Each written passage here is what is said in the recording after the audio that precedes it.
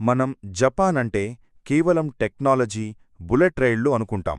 కానీ ఈ దేశంలో కొన్ని షాకింగ్, నమ్మశక్యం కాని నిజాలు దాగి ఉన్నాయి.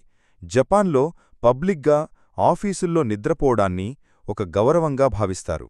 దీన్నే ఇనెమురి అంటారు. అంటే మీరు ఎంత కష్టపడి పనిచేస్తున్నారంటే మీరు అలసిపోయి నిద్రపోయారు అని దాని అర్థం. మన దగ్గర ఎవరైనా ఇలా చేస్తే చెప్పనవసరం లేదు గదా. జపాన్లో వీధులన్నీ చాలా శుభ్రంగా ఉంటాయి, కాని ఒక్క చెత్త డబ్బా కూడా కనిపించదు. ఎందుకంటే 1995లో టోక్యో సబ్వేపై జరిగిన ఒక విషప్రయోగం తర్వాత ప్రజలు తమ చెత్తను తమతోనే ఇంటికి తీసుకెళ్లేలా ఒక అలవాటుగా మార్చుకున్నారు. ఇది వారి క్రమశిక్షణకు ఒక చీకటి కోణం.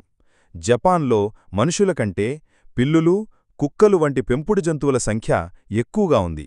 కొన్ని ద్వీపాలలో మనుషుల కంటే పిల్లులే అధిక సంఖ్యలో ఉంటాయి.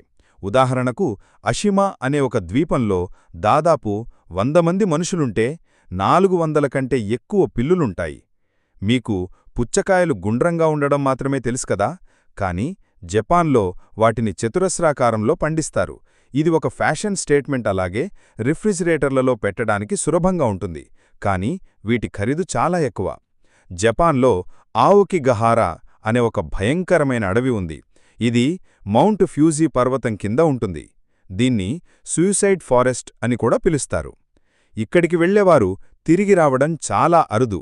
ఈ అడవిలో ఏ శబ్దమూ వినిపించదు, ఫోన్ సిగ్నల్ కూడా ఉండదు. టోక్యోలోని షీబుయా క్రాసింగ్లో ఒకేసారి వేల మంది ప్రజలు రోడ్డు దాడుతారు. ఇంత రద్దీ ఉన్నా ఏ ఒక్కరూ ఒకరినొకరు డుక్కు కొట్టుకోరు. ఇది వాళ్ల క్రమశిక్షణకు ఒక అద్భుతమైన ఉదాహరణ. ఇది ఒక వింత డాన్స్లాగా ఉంటుంది, చూసేందుకు కళ్ళు జిగేల్మంటాయి.